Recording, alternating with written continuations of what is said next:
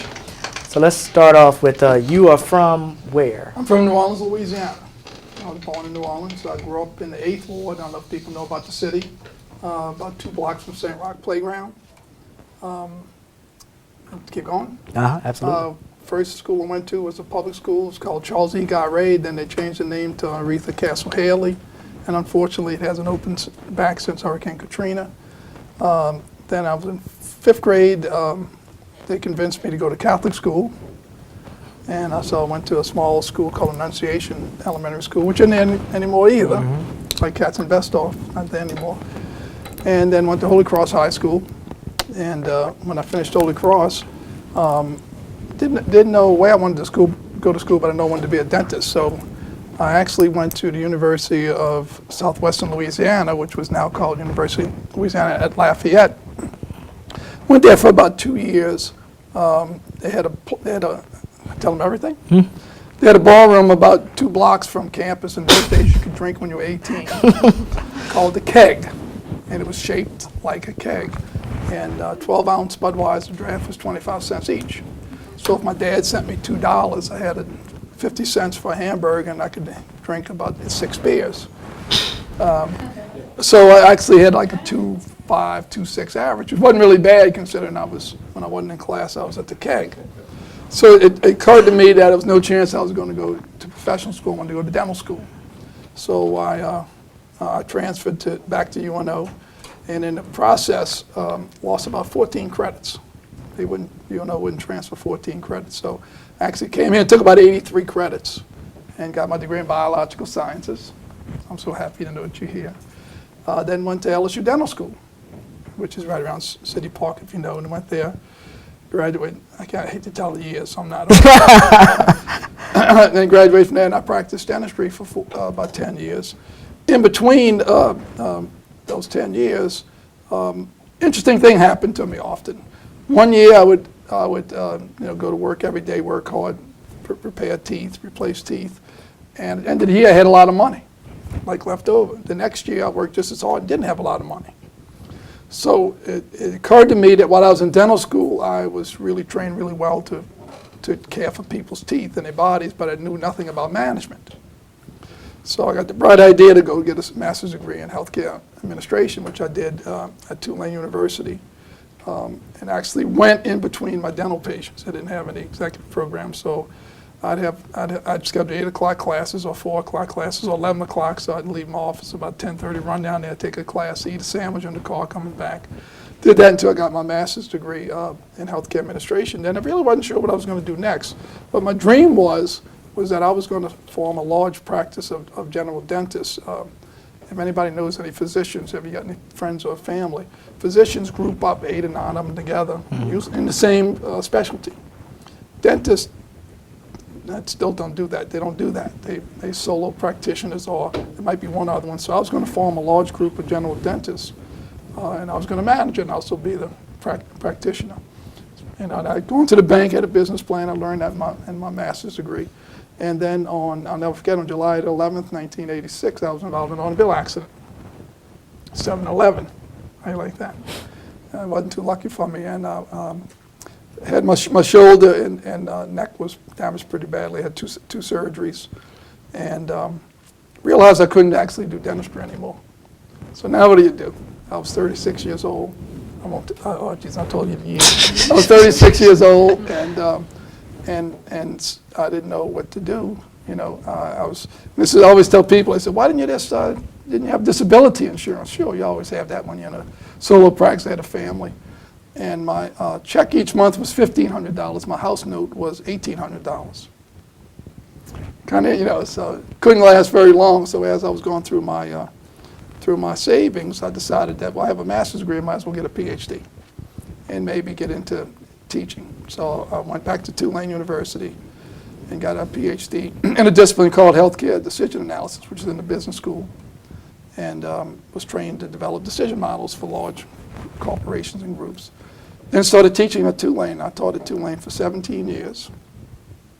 Had a wonderful 17 years there. And then a friend of mine started a brand new school of dentistry in Las Vegas, Nevada, at UNLV. Y'all have all heard of that. So She called me on the phone. She said, look, I want somebody to come here who understands management as well as dentistry, even though I hadn't practiced for about 17 years. And so we went out there for a year, helped them start the dental school, and got the dental school going. But no one loved the living there. And my wife didn't like it. My son didn't like it. My daughter was in college. She stayed back here. And so after a year, we left. It wasn't easy to do. And then I went to Mississippi. I sound like I'm a traveling man. I went to Mississippi because one of my ex-students from Tulane had gotten a job as the state health officer for the state of Mississippi. So he was in charge of the entire Mississippi State Health Department. And so he asked me to come be his deputy. So I did that. I went to Jackson, Mississippi, and we had, there's 82 counties in Mississippi, even though it's less people, 2.8 million people. We had a $284 million budget I was responsible for. Had about 3,500 employees. A pretty big operation because you have to have something in every county. In the central office, there was 1,000 people that I was responsible for, and really did not enjoy the job. I describe it to you. And I was there 18 months. Didn't enjoy the regulations of a really closely run state agency, much different than universities, very closely run. And the biggest concerns I had was that people who worked there didn't have any training in healthcare. People who were running large health programs had worked a year before at the Department of Transportation, MDOT they called it, and through the civil service in the state got promotions. And we were spending all our time doing workshops trying to tell them what a disease is and things like that. So it wasn't very fulfilling. So lo and behold, I decided I needed to get back in higher education because I really enjoyed that, and I'd been an administrator at Tulane and at UNLV. So the University of Southern Mississippi in Hattiesburg, really not too far from here, had an opening for a dean at a college of health, and I applied and I got it. I went there in 2004 and had a college of about 3,800 students at about a $30 million budget, and spent 4 years there. Really enjoyed it, and I had very different college. I had a school of nursing in it. I had a department of speech and hearing sciences, audiology and speech language pathology. Had a healthcare administration department, which was my area. I had a nutrition department. I had a medical technology department where they trained people to do blood tests and chemical tests in hospitals. I had a very diverse school called the School of Human Performance and Recreation. It was coaching, sports administration, exercise science, physical education. I think that was the four things. So very diverse. So we stood there, really liked it there. Hattiesburg's not a bad place to live. I tell people if I have to live anywhere other than New Orleans, I'd go to Hattiesburg. I had 4 wonderful years there, and then decided I needed more in my career. And a friend of mine I worked with at Southern Miss had moved to Texas and worked in the University of Texas system. He called me and said, we're looking for a vice president of academic affairs, which is the next step in my career. So I applied there, got the job, and stayed there 3 years. I'm skipping my heart attack. I'll come back to that. And stayed there 3 years, and very fulfilling. I was an executive vice president. I ran everything that had to do with academics. I was in charge of about 600 employees and making sure all the good faculty, good classes, good professors did that for a while. And then about October of 2010, I applied to be the president of the University of Louisiana at Monroe. It used to be called Northeastern Louisiana. And became a finalist. And I said, great, I can get back to Louisiana, even though Monroe's pretty far from here. And went through all the process, and they didn't choose me. They made a mistake. They chose someone else. In fact, we're in the same management system. I see the guy they chose all the time. We're actually good friends now. So Christmas time that year, my wife and I came to New Orleans to visit our children and our relatives, and that we decided that we needed to come back home. We were gone 10 years.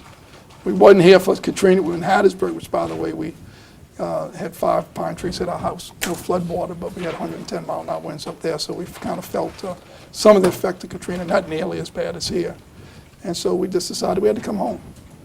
So interestingly, for you ladies in the audience, guys like me, my age, thinks I'll find a job, my wife's just got to come. And then she's got to find a job. And I did that to her about 3 or 4 times. Well, this particular time, she found a job before me. She moved to New Orleans about the middle of February, and I didn't have a job. So I was trying to say, what do I do next? I'm 7 hours away. My wife and we kind of like each other, but like to be around each other. She's 7 hours away by car, and really about 7 hours by plane, because you can't get anywhere from Tyler, Texas. You got to fly to Dallas and wait 3 hours and fly. So I started looking for jobs, and one of my students from Tulane, seems to help me find jobs, was on the faculty at the LSU School of Public Health, which is right down by the medical school. And she said, we're looking for somebody to run our healthcare administration program, which I'd done years before. So I said, okay. So I apply, and the dean called me up, and she says, I can't believe you want to come work for us. And I'm dying for a job. I'd have done almost anything. And so she said, because apparently she had heard about me before. So anyway, I went down there, had a wonderful time there, and thought that was going to be my career. I was just going to be a department chair of healthcare administration downtown, right behind St. Joseph Church, right downtown. And the pay was actually pretty well given up to my responsibilities. And then lo and behold, the University of New Orleans left the LSU system and went to the University of Louisiana system, which is the same management system as UL Monroe. Then about a week after that happens, they put an ad out for a president. So I go home one day from LSU, and I really, compared to what I do now, I really didn't work very hard at all at LSU. And I told my wife, I said, they're looking for the president of UNO, and it's in the UL system. She goes, what are you going to do? I said, I'm not going to do anything unless you say it's okay. But I don't know if I could live with myself if I didn't at least apply. Because I knew the board, the same board that almost chose me to be president of UL Monroe. I knew the procedure. I kind of knew what questions they ask, because they always ask a little different questions. So I apply, and next thing you know, I'm a semifinalist in November of 2011. I come to campus as a semifinalist. And the night before, I spent Thursday all day talking to different. By the time Thursday ends, you're worn out, because you half an hour meeting with this group, that group. You go talk to. You have an open meeting with the board, and then you see the faculty, the staff, and you don't stop. I mean, I don't even remember where I ate lunch that day, to tell you the truth. But the night before, there's a cocktail party for the board members to meet me. Well, I knew them all except for 2 new ones. They rotate off, and all of them came up to me and said, we're so happy you applied. And I said, oh, this is a lot better than they treated me. And so it actually made me more nervous, because I guess I thought it was my job to lose. And so I applied. I went through the interview the next day. It was a Friday. They announced the finalists, me and another gentleman. And then 3 weeks, because Thanksgiving got in the way, 3 weeks I had to go to Baton Rouge and repeat it. I basically repeat the interview, and they asked you very different questions. I said, well, they're going to ask me the same questions. I had remembered the questions they asked me from Monroe when I went to the finals, because as soon as you reflect on things. So I'm prepared for those. They didn't ask me any of those questions. Totally different questions. So that Friday, it was December the 9th, 2011, interviewed, and I tell you some interesting story. I interviewed first at 9 o'clock. And you interview about 35, 40 minutes out in the open, and they take you to executive session, which takes about the same amount of time. Then they brought me up to the 7th floor, my wife and I. They actually asked my wife questions. They went up to the 11th floor, and they 7th floor, and they said, we'll come back whenever you want. No one came to talk to us for 2.5 hours. When they let us off, they gave us a boxed lunch, and you won't know the tricks your mind plays with you. We're in this room, and we could go out to the restroom, but no one came in to say, they're interviewing another guy right now, or we have a decision in a few minutes, and we just sat there. So finally, I guess about 1:45, somebody opened the door and says, we need you downstairs. Well, I kind of thought that was good, because at the Monroe thing, they just told me, sorry, we didn't pick you. So we went downstairs. When we got right downstairs, the guy says, congratulations, Mr. President. Well, what happens, the board comes back in a public session, and they go over it. So a very dear friend of mine, I don't know whether you met him, he lives through all the agony I lived through for job searches. So he called me 2 or 3 times and sent me emails, have you heard anything? So when I'm out there, they said it'll be about 15 minutes. So I call him on the phone because he had sent me a bunch of things, and I said, and I don't want to talk very loud because I'm in the hallway, and I said, Robbie, they selected me president. He says they couldn't. I'm watching it live stream. They haven't announced it yet. They haven't voted yet. Of course, they vote in the back. I said, Robbie, I'm selected. He says, Doc, you're hallucinating. They have. So I said, well, I'll call you later. So so on the way home, I call him up, and he says to me, why didn't you tell me they selected you president? I tried to. You wouldn't listen to me. So that was on December the 9th, and it's been a whirlwind since then. And I actually started on the job on January 17th of 2012, which was the day after Martin Luther King holiday, was Tuesday, first day of the semester. But in between the 9th and the 17th, I went to Baton Rouge about 10 times. And then about the 5th time up there, I'm talking to my boss. I said, you know, I got another job. He goes, oh, he says, since you were selected, the board thinks you're the president of the university. I said, well, wait a minute. You're not paying me. I got another job. You know, so we had to do 2 jobs for a little while. And so, but the rest is, this is how I got to this point. 2 questions. Sure. What type of person should be a dentist? And what type of person Okay. should be a university president? Good. And should the 2 ever come together? Well, I think some of the traits are common. Okay. Okay. I guess the question, why did I want to be a dentist? And why did I go through it? I guess I always wanted to help people. Our family, we didn't have, I didn't know we were poor. I don't know if you know you were poor when you were a kid. I figured it out. Well, you figure it out later. While you're going made me through laugh. childhood, you don't realize that you don't really have any money. When they told you can't have it, you just figured you couldn't have it. But we always, you know, we had food left over. We go give it to this lady. This lady lived down the street. Her husband had died. My grandmother always had to bring that extra food to him. So I was raised in a family where you cared about the people around you, and I always liked science. I loved biology all the time. So I said, let me find. My dad wanted me to be a physician. I had no interest in being a physician. I don't know why, and my family dentist was really a nice man, and I always enjoyed going to the dentist. And every time I got a little older, like in high school, now I'd ask him, what do you do? And I'd hang around and he'd show me things. So I think I cared about people. Was the reason why I wanted to be a dentist. And I wanted to do something, in science. And I did it for 10 years. Now I think being a university president, you got to be selfless. Is that the right word? If I wanted to, I could do something every night of the week, every week for this university. And that means I might have to go to a meeting, I might have to go to a gala, and meet business people. I can do things. If I wanted to, I could do something. When I first got here, I actually did it for about 6 months, but I can't keep that pace up. So I've kind of backed off a little bit. But I come to work every day for the students, faculty, and staff who are here. So I'm still doing this because I care about people. And my job is to make it a better place for students, faculty, and staff. And that's not just getting money from the state, because they give them this last stats, trying to make it better, trying to give incentives to faculty and staff to work harder and to know that they valued. Developing the Poverty Enrollment Center, which you've all been into the Poverty Enrollment Center.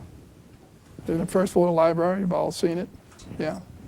They don't want to do any discourse right now, right? But that was my idea, because students shouldn't have to be hassled by things outside of the classroom. Students should be treated like customers outside of the classroom. We're here to educate them, also to take care of them, and to give them a good experience while they're here. So I think that's why I actually applied for this job.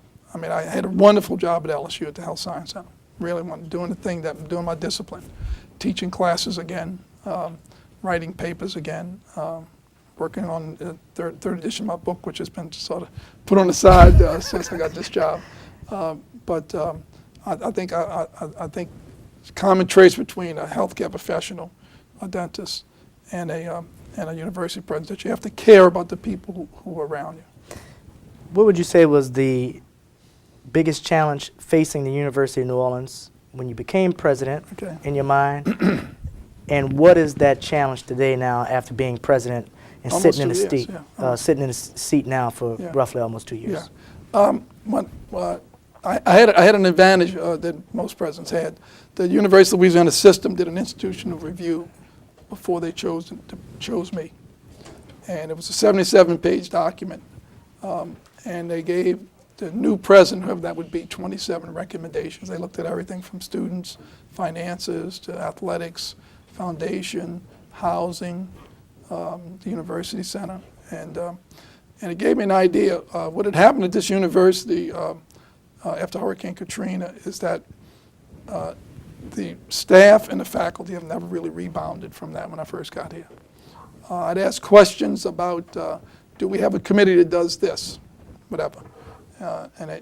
Actually, we had a committee that was a technology committee that decided where we would take the student technology fee and what we would spend it on. Hadn't met since Hurricane Katrina. So that was over 5 years, 5.5 years, no, 6.5 years. This committee hadn't met. Well, we were still getting student fees for technology. Why hadn't it met? Did we have a master planning committee? Well, we had it, but we haven't had it since Katrina. Well, you have to have this university. We have to keep planning what we're going to do to our physical space. Do we have a space utilization committee? A committee says, what should this room be used for? Because they hadn't met since Hurricane Katrina, because of the decrease in students since then, no one's gotten a raise here who works here since July 2007. So morale was very, very low, and people have still not moving forward after Katrina. Now, don't get me wrong, my house didn't get flooded, but I had 5 pine trees while I was in it. Well, that's kind of exciting, by the way. But we can never forget Katrina, but we can't let it hold us back. Then she wins. Mm-hmm. If we held back by a natural disaster, they've won. So we have to move forward. So my biggest issue the first 6 months was to get people to say, okay, we need to really start having these committees meet again. We really need to start doing this stuff again. We really need to start worrying about the things that we're worried about that makes this university what it is.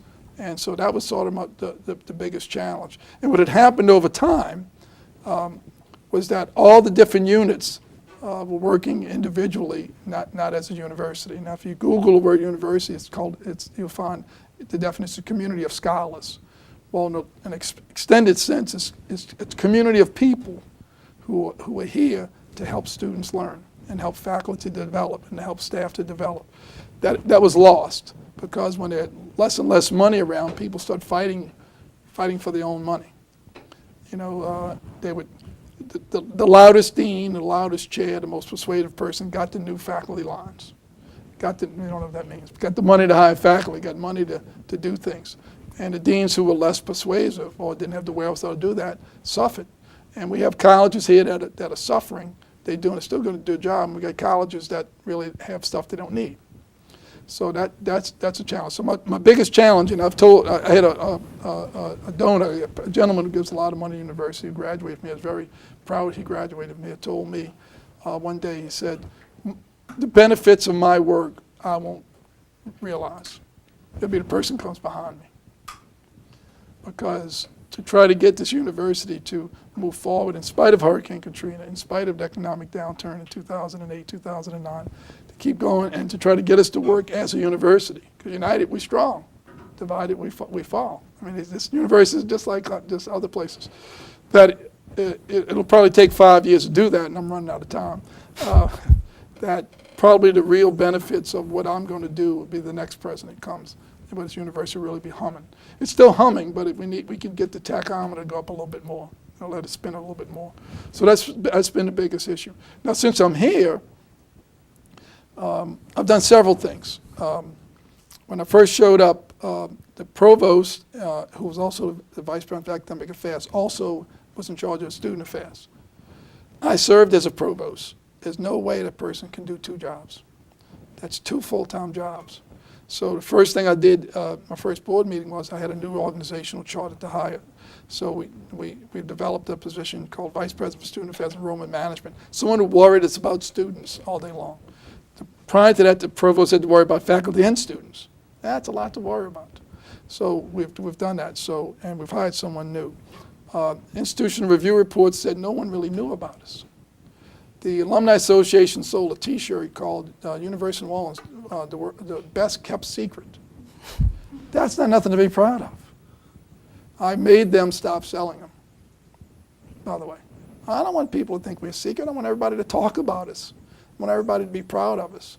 I want people to know about the product we produce. That's true. I'm not making that up. No, I believe it. Yeah, I made them stop selling that shirt. And a few alums continued to wear it. And every time I challenged them, every time, you don't want anybody to know that you went to a great university? So they don't wear me, that once I was born. So we had to beef up our marketing campaign. And I developed a vice presidential position to put someone who talked to me every day to do our communication, marketing, and public relations. The heartbeat of the Crescent City marketing campaign, y'all seen the commercials? That didn't exist before I got here. We have a new commercial that's coming out. If you go to anybody goes to the movies in here? Y'all go to the movies sometimes? No, you can't afford movies, or you're too busy studying. If you go to an AMC theater, which they're all around here, we have a 2-minute, it's like a movie trailer about students searching for the perfect university, and it's us. At the end, they press a button, they apply to UNO. We're going to break that up. That's all intended to let people know that this is really a great place. Last year's campaign was to let them know we exist, we're alive, we're growing, we're kicking. This year is to tell people, okay, now you ought to come here. We got a special place here. You need to come here. So we're doing that. And interestingly, which is surprising, actually surprises me, the budget for communications and marketing is not $1 more than the year before I got here. And nobody knew us. There's been no additional money. It's a better use of the money, a little bit better leadership.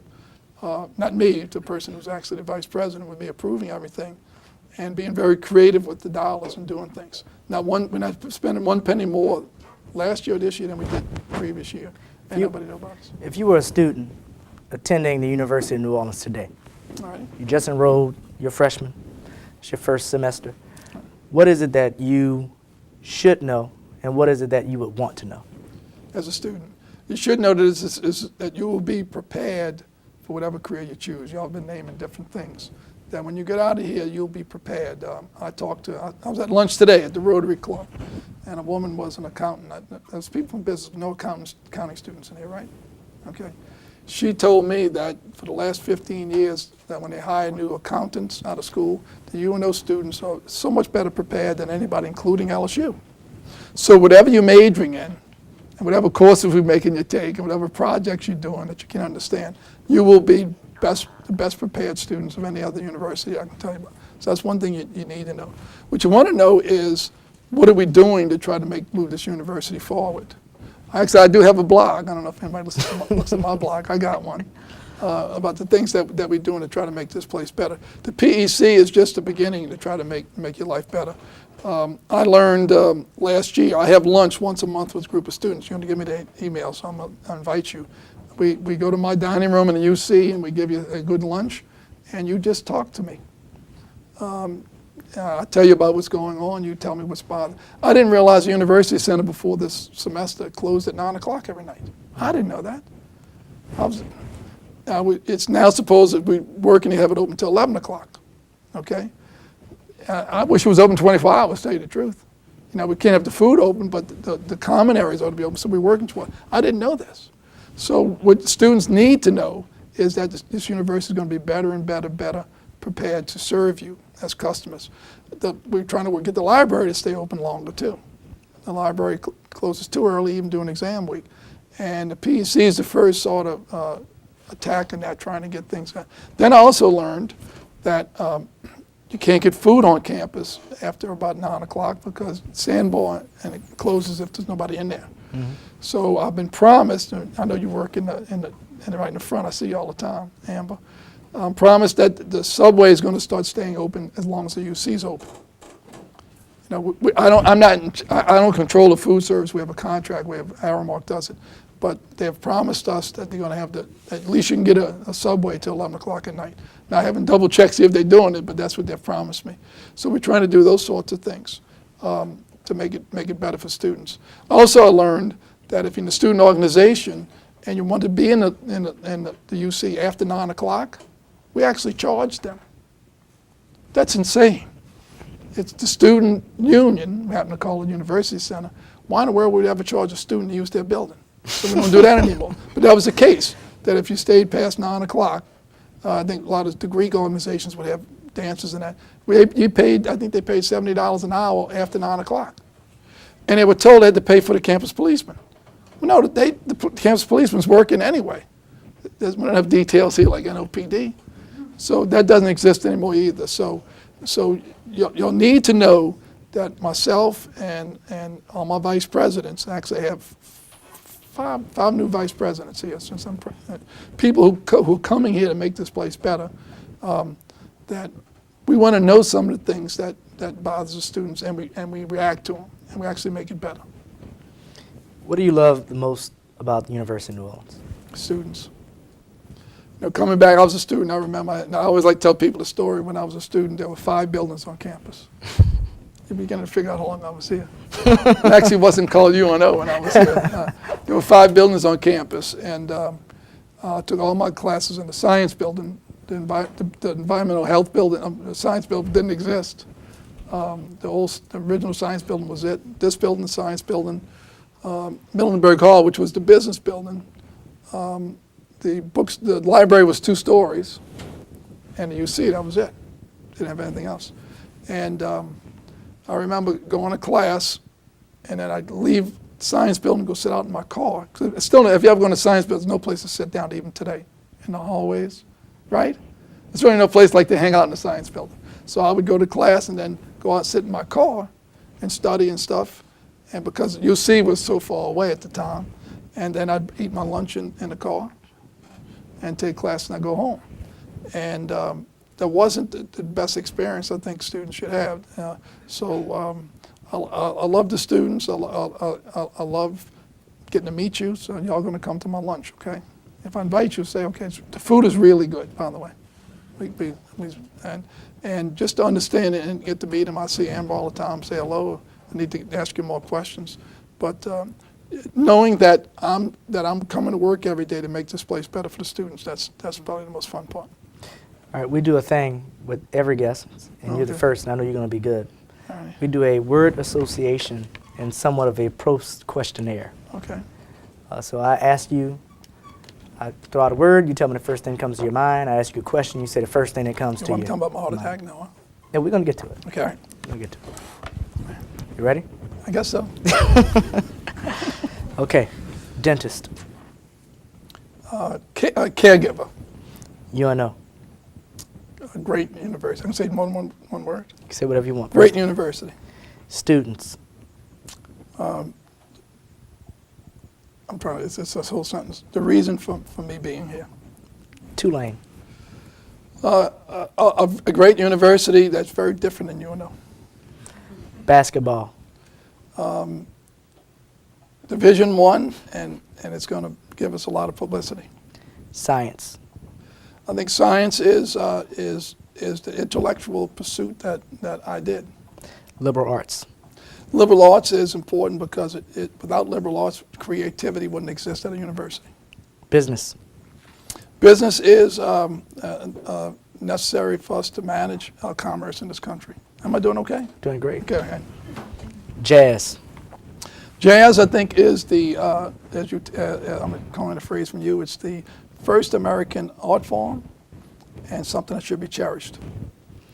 What is your favorite word? Wow.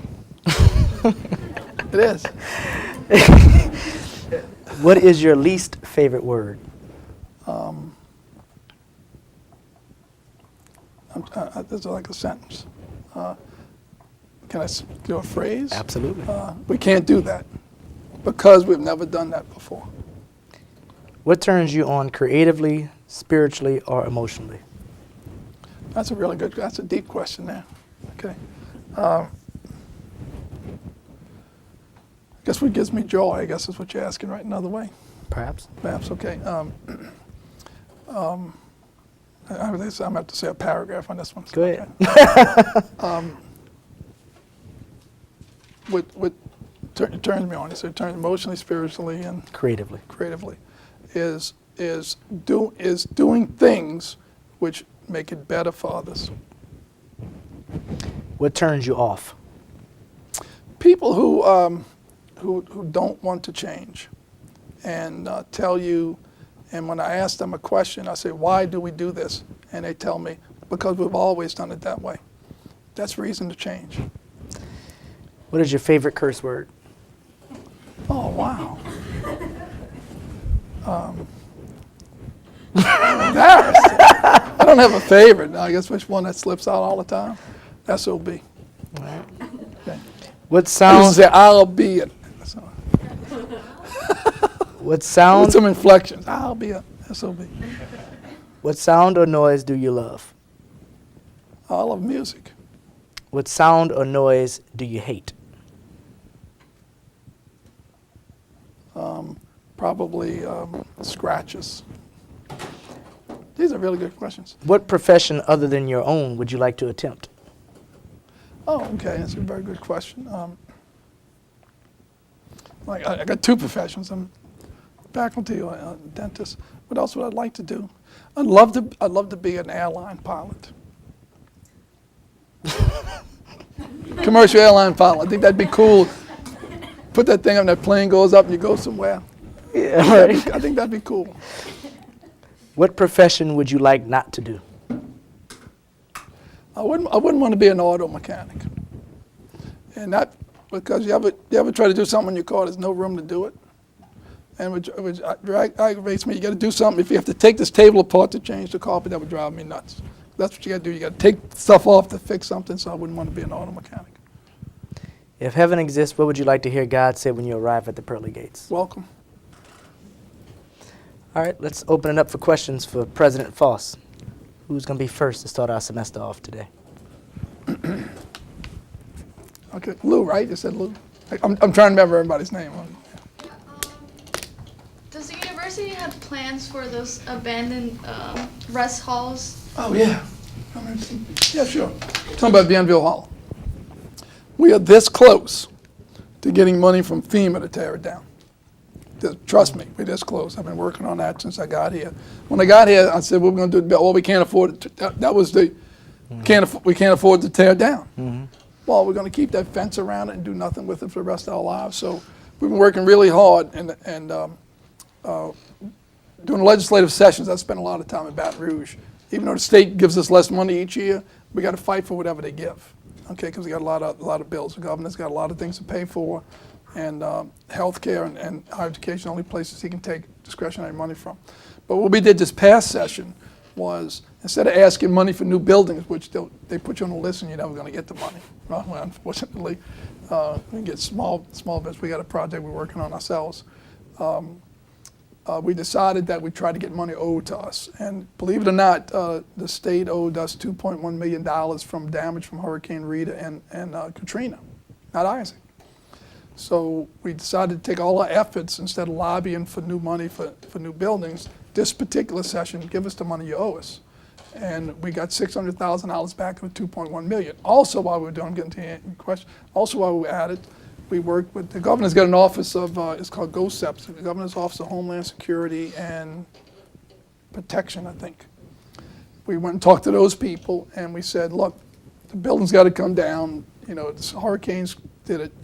And there's a rule, of course, they got rules that more than $4.1 million has to cost to redo it. Well, if you, next time you go by the building, look at it, the brick facade is leaning into Leon C. Simon about a foot and a half, 2 feet. If you stop and look at it, you'll see it's leaning into the street. So I told the guy from the governor's office, I said, guess when the bricks are going to fall down? Not at 4 in the morning and kill a butterfly. It's going to fall down at 3:30 and hit kids coming out of Ben Franklin. I mean, that's how life is. You know, it's going to crush a school bus. You know, do you want that? Because if we get sued, the state pays. That's a good bit being a state. So we've gotten past the we had people come and investigate that. So we've met the threshold. We just sent an email today saying, okay, give us the money. And what they'll do, they got another rule that if you tear it down, you got to build something exactly the same in the same spot. Or you can choose another spot and you take a small reduction in the money. We're thinking about going somewhere else. I don't know if that's a good place for a dormitory, actually. It's stuck right on the street. It's a busy street. I don't know if people live there. The buses pass all the time.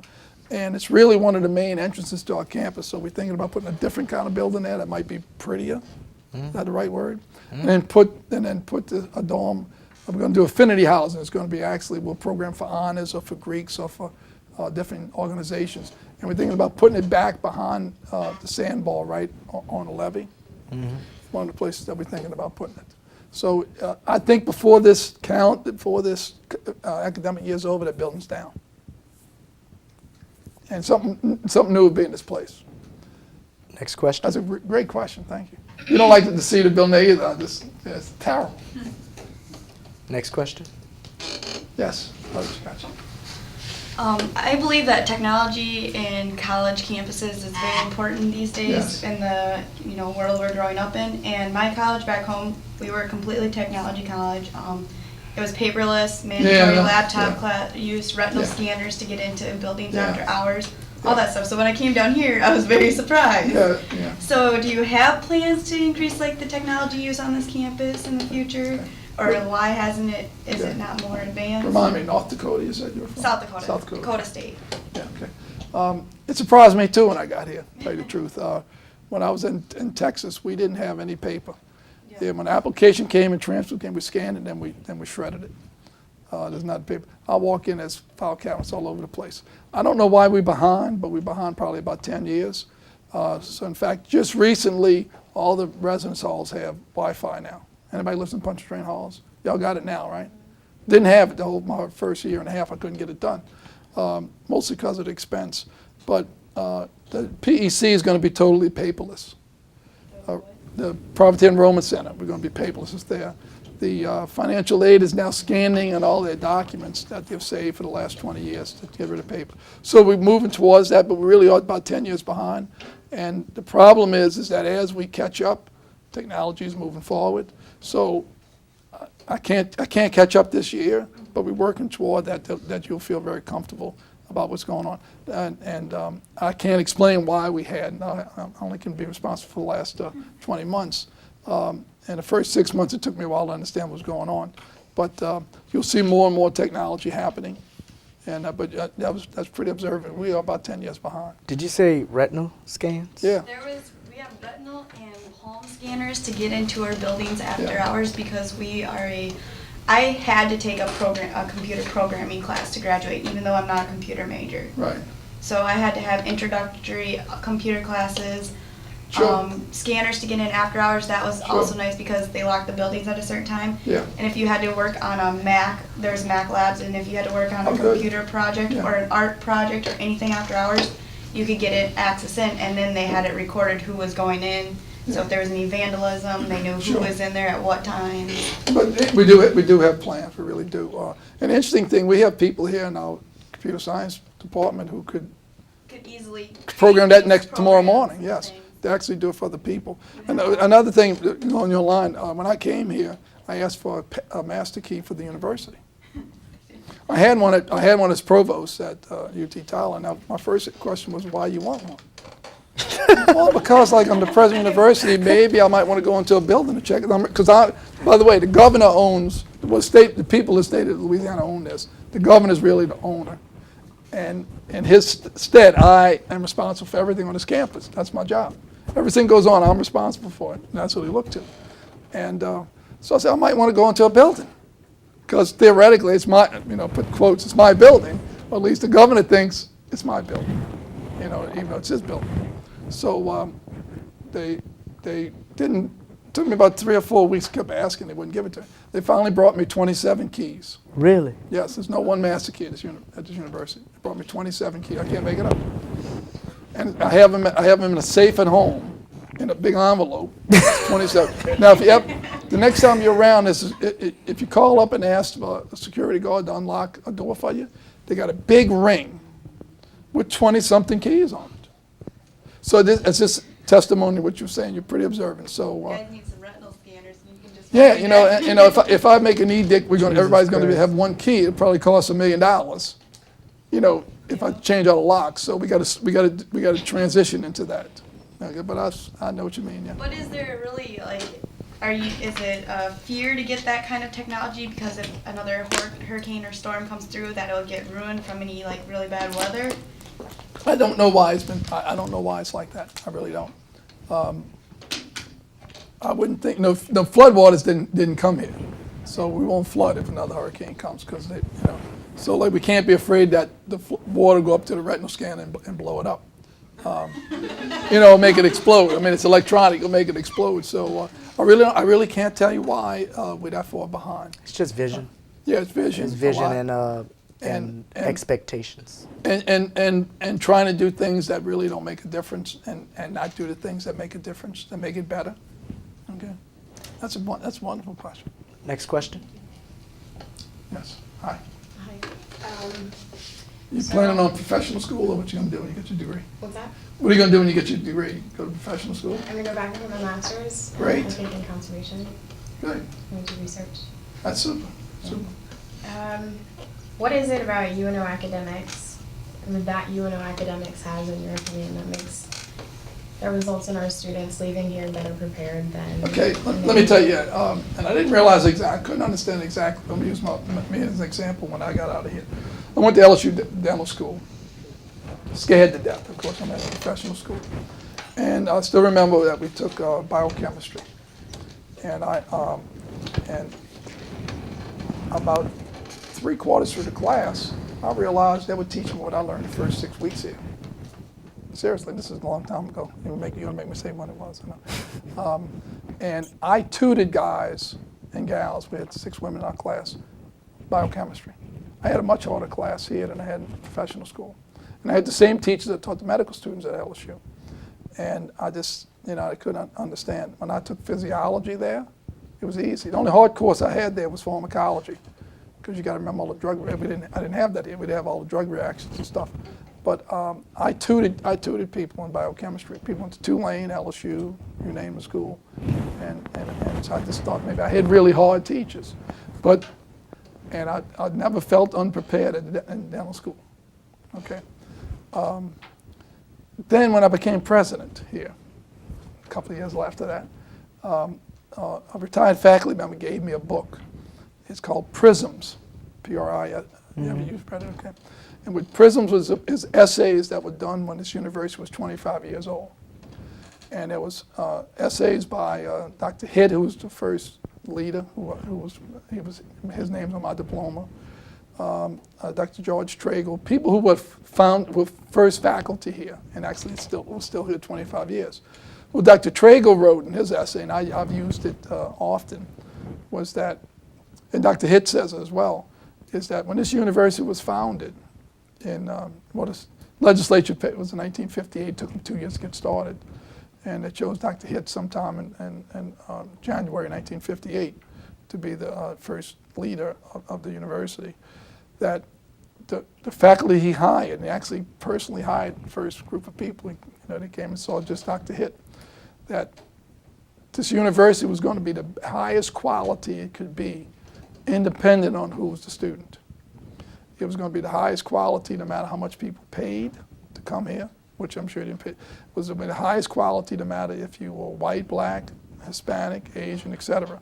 And a lot of people don't realize that in September 12th, which is coming up to our anniversary, 1958, when this university opened, it was the first fully integrated university, state university in the South, from the first day. Now, I don't know if we had some of the people in the first class here came last spring. It wasn't nice for African Americans to come in, don't get me wrong, but they wasn't allowed in other universities. And they had a tough time, and actually I had a reception at my home for them that day. And I thanked them for going through it, because our strength is our diversity. Look at the class here. Our strength is our diversity. That's what makes this university so great. So from the very, very beginning, the faculty who taught me, and I came here just a few years after it started, 11 years after it started, that they were hired to make this the most rigorous, high-quality academic programs it could be. And I just think it lasted. By the way, we have faculty here who came in 1958 and are still here. Okay, in fact, Dr. Altazan was one of the founding faculty. We have 3 or 4 faculty members that taught here before I came to school here. And I'm not as young as I look. So whatever Dr. Hitt and Dr. Tragle and the first founding faculty did, we still live by that. And I say in whenever I use this, I quote Dr. Tragle, and I said, those tenets actually still exist today. I mean, the faculty come here to give students the highest quality. So I think it's heritage. Legacy, is that a good way to describe it? Mm-hmm. A legacy is that we have great academic programs, independent of what you pay to come here and who you are, where you're from. And I think that's what makes this university unique. Next question. Come on, you gotta have to make another question. Come on, we got 3. It's 10. Yes. Do you have any advice for graduating seniors going into kind of a rough economy right now? Is that the last one? Do you have any advice for graduating seniors going into this economy right after graduation? Yeah, well, I think anybody who graduates from college right now has an advantage over anybody else. Okay, despite what you hear, you know, I have the statistics, but you know, if you have a college degree, you make $2 million more in a lifetime than somebody with an associate's degree. You make $5 million more than somebody with a high school degree. No matter what field you're in, it's on average. So I think that you know, the economy is actually getting better. You know, the stock market's 15,000. You know, they say the stock market went down 300, but still 15,000. That's the highest in my lifetime. So the economy is not as bad as you think. I think the opportunities are there. HRT, you said, I forgot her name, from South Dakota. She was in HRT. In the master's program in HRT, from here, 100% of the students have had a job at graduation for 11 straight years. So I don't think you have, you know, I mean, just look don't worry about finding a job. Just try to do something that you'll enjoy and use your preparation here. How about any of our alumni? Yes, Rita. I just want to say I'm a very proud graduate of the University of New Orleans. I did IDS too, so. Good. My question is, Paul was actually interested to find out if you had any, PGA programs for the golfs? We talked about Oh, okay. And I was actually interested in finding out about our football team, because I know. Yeah, okay, good. I'm glad you asked that question. Okay. Huh? I'm glad you asked that question. Like, what's the status of it? Yeah. Of playing NCAA football or playing club football, or both? All together, just, Okay, you know, all right. what's the direction? Okay, good, future of good. football? Okay, let me back up for a minute. When I was selected president, my predecessor had decided about 2 years before that we wouldn't be a Division I athletic program again. NCAA's got several divisions, Division I, Division III. And actually there's another group called NAIA, which is smaller schools like Xavier and Dillotson here in the city. And so he decided we were going to go to Division III. Well, he resigned, that quotes, and he was asked to leave. But so the person who replaced him temporarily was convinced that we should be Division II. Now the difference between Division I and Division II is that you don't give the athletes scholarships. The cost of the program is exactly the same except for the expense for scholarships. You have the same number of coaches, same all that kind of stuff, the NCAA says. So I get the job, and I get called to Baton Rouge by my boss and says, listen, every other school in the UL system, there's 8 other ones, or Division I, you should be too. Also, you should be Division I. So I said, okay, so I looked through all the different stuff, and you remember, this is a major sports city. In fact, there'll be 70,000 people Sunday in the Superdome. We've had Super Bowls, NCAA Final Four has been here, the BCS Championships be here, it's going to come again. This is a sports town. We have an NBA team, the All-Star Game's coming back in a year or two, by the way. So I mean, so why shouldn't our university be a major sports university? Also, philosophically, if I want this university to be the best it can be, shouldn't it be the best it can be in everything we do? Shouldn't it? I think the answer is yes. We should have the best academic program, should have the best student life, should have the best athletic program, the best library, should have the best university. All that should be the best that we can be. So I made a decision in March, about 3 months after I became president, we'd stay Division I. The difference in expense is that I had to take money out the general fund to give scholarships to student athletes. You have to have 73 scholarships to be Division I. Okay, we have 155 student athletes this year. Only 73 of them on scholarship. And guess what the rest of them are doing? They're paying tuition. Some of them paying out-of-state tuition because they want to participate in academics. Okay, so and it's $1 million to do the 73 scholarships. So we have 150 more students here because we have athletics. That's one thing. I was stopped once, and I'm coming to you, Rita. I was stopped once at the cafeteria, which I go about once a week. A very nice young lady walked up to me and she says, "Aren't you the president?" I said, "Yeah, I'm the president." She says, "May I ask you a question?" Of course you can ask me a question. She says, "Why did I decide to take money out of academics and give it to athletics?" That was a pretty bold question. And prior to me coming here, there was a student referendum to increase the student fee for athletics to stay Division I. And she says, and students voted for you not to take any money from the operating fund. I said, well, let me go answer the second question first. Second question is, there was a student referendum that the students decided not to charge themselves any more money for athletics. That's what the student referendum is. Not that I couldn't spend the money. I mean, that's the truth. Secondly, I said that I took money out of the operating fund for scholarships to bring more students here. I kind of think I gave money to academics. Don't you think? So you know what she told me? "You don't seem to be that evil of a person after all." And she walked off, turned around and walked off. Anyway, Rita, when I first got here, all the supporters tell me I should build a football stadium next to the Lakefront Arena, which costs about $30 million, and have Division I football. And I said, which probably would take our athletic budget and double it, what it is now.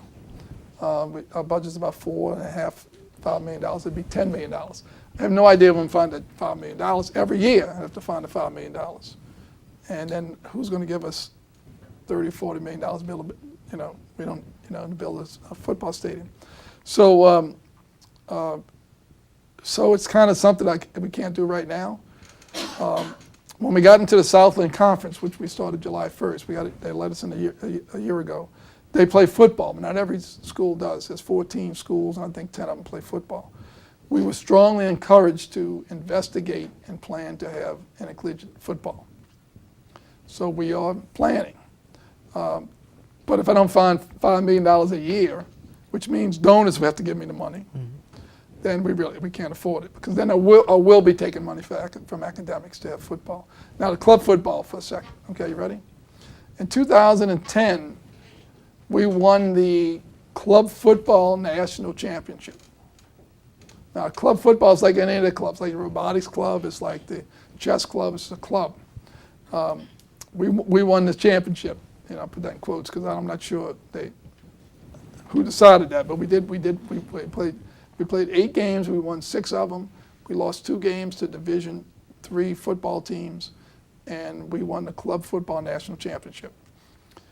What people don't realize is that my predecessor gave the club team $40,000 because he wanted to turn it into Division III football, and they bought the best uniforms, they traveled in nice buses with air conditioning and stuff like that, and it really wasn't a club. It really was a Division III football team. He took university employees and told them, "Don't do your job, you're going to be the coach." And we had full-time coaches. Okay, you with me? So we won. Well, of course we bought it because we play in other groups. Universities have clubs. Like this afternoon, let's go do robotics. Let's go play football. So it left a bad impression at the university that we are a football power in club football. Now, so what happened last fall was the team gets formed. They get a coach, a volunteer coach from outside the university, and they start playing games. On a Facebook page for the club team, they start talking about all the players, and they listing Joe Smith, I'm making a name up, tight end, second-year student, Delgado Community College. Sammy Jones, running back, Xavier University. There wasn't even no students on the team. A university student club organization had people on the team who weren't even going to school here. They got them to play because they were good football players. So the person in charge of it had to disband the team. So it's kind of like on suspension. All right. If we're going to play football, let's be the best we can be. So we're working on, the new athletic director's working on trying to get some donors together to see if we could get a consistent $5 million a year. Now, I just hired a new vice president of business affairs who came from Lamar University, who about 4 years ago had brought football back. They had it and they stopped it and they brought it back. He tells me they lose $8 million a year on athletics because of football. Prior to not having football, that the university loses $8 million. That would come out the general fund, which would be not only academics, it'd be student affairs, it'd be everything. And I don't think I want the university to do that right now. You shouldn't either. Yeah. Answer your question, Rita? It's a long answer, but that's it. Yes, it'd be great to have a football team on Saturday afternoon, Saturday at 10 o'clock, we get tailgate for 3 o'clock kickoff. That'd be super. Well, we really can't do it right now. Last question? Oh. What time class ends? 4:15? No, but you have an appointment Well, to yeah, be yeah. at 4:30, right? Yeah, about 4:20 I could leave. Okay. I have to talk to my boss on the phone at 4:20. All right. 2 more questions. One of them should come from those of you with white papers in front of you. Yes, thank you. Do you think the students at UNO have a different mentality? Are they different from the students from your previous? No, they're all the same, just different names, you know. But what I have found here, let me tell you, when I was at Tulane, I taught at a graduate school. I taught in a graduate school there, so the students were a little different. They wasn't into school spirit and stuff like that. When I was at Southern Miss is and I'm trying to model it after that. Southern Miss is a very student-oriented university. The student life's really active. They care about you. They're kind to you. When you go into an office to get some help from somebody in the staff, they're nice to you, which hasn't been the history here. And we're trying to change that. In fact, if you go to some of the common areas, you might see a little sign that says "Service with Heart." Well, we came up with that to try to think. First was students are customers, so students are more involved in what things happen at Southern Miss because people treat them nicely. I only laugh because I remember Ron and I have this ongoing tale we tell about when you show up to UNO to register for the first time. Yeah. And you have this experience of going to the bursar's office. Oh, yeah. Who then sends you to the, I don't know if that still happens. This is 15, 17 It didn't years. until the PEC happened, until we did the Property Enrollment Center. It did. Plus, I'm a tangent. The first time you come to campus and you wait before August, and you waited to see somebody in admissions, we sat you under the stairwell. Mm-hmm. I have my Monday morning meeting in the room right next door, and I see these chairs. I told them last Monday, get these chairs out of here. Because I would go there and I'd see parents and prospective students sitting under a stairwell. And I'd stop and tell them hello and things like that. And I joked at a vice presidential meeting that I'm going to put a little plaque in honor of all the poor souls that had to sit here. For the first moment they're on my campus, our campus, they sat under a stairwell. Wow, why would anybody want to come here? I mean, that all probably happen to all of y'all. If y'all so I forgot the question already. Oh, students. The students are the same. UT Tyler, there wasn't any school spirit at all. It had Division III athletics. Basketball games, 4 people went to. Baseball games, 7 people went to. And it was not a community campus, but you never saw anybody walking around campus. What struck me here is that students here seem to be proud that they're here. I'm talking in general.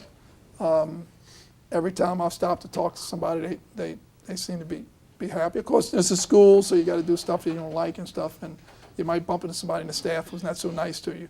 But I think the students here are more engaged, about as engaged as Southern Miss. You know, that they really care, and they're happy to be here. Most of y'all happy to be here? Okay. That wasn't the case at UT Tyler. That wasn't the case. Students.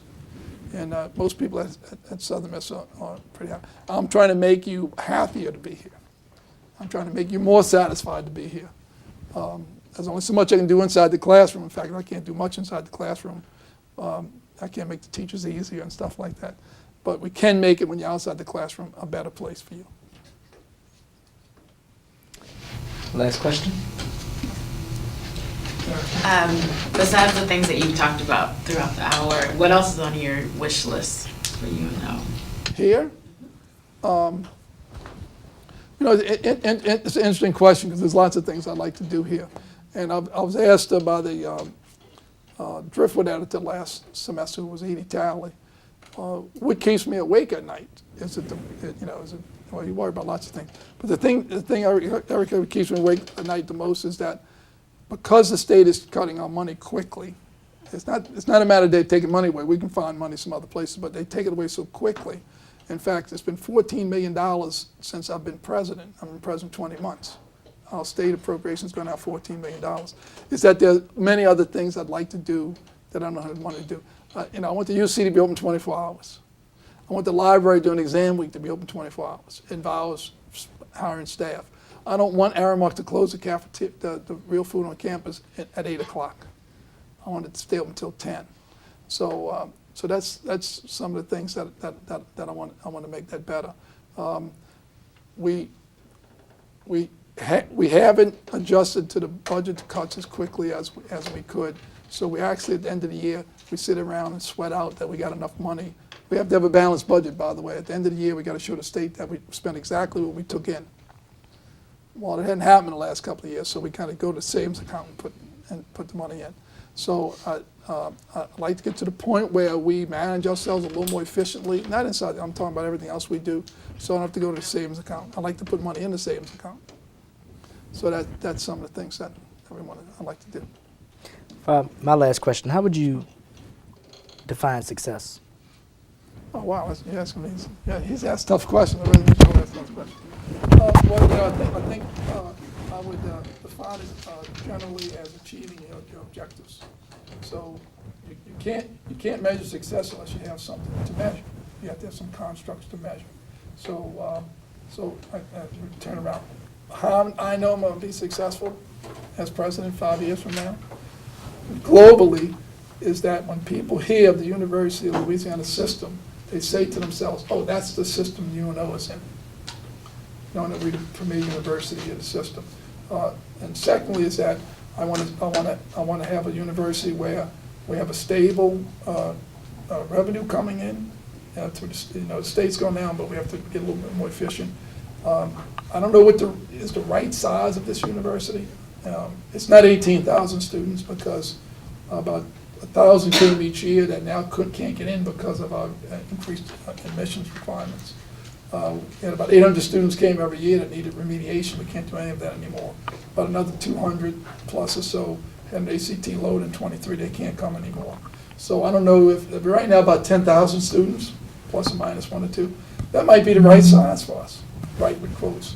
I don't. People ask me how big should it, how many students should we have, and I said, well, 14,000 would be nice because that would put us what we have right now with enough money to do what we want to do. But maybe 14,000 isn't the right number. Maybe it's 10. Maybe it's 11. So to know that successful is you have to have some constructs that you can measure, and you have to have some objectives to see. In fact, I've got 10 strategic objectives right now I'm working on that with measurable outcomes. I'm a quantitative guy. That's great. I'm going to talk to you guys for a moment once our guest is left, but how about a round of applause for the President of the University of New Orleans? You received an email from me inviting you, so would you please come to lunch?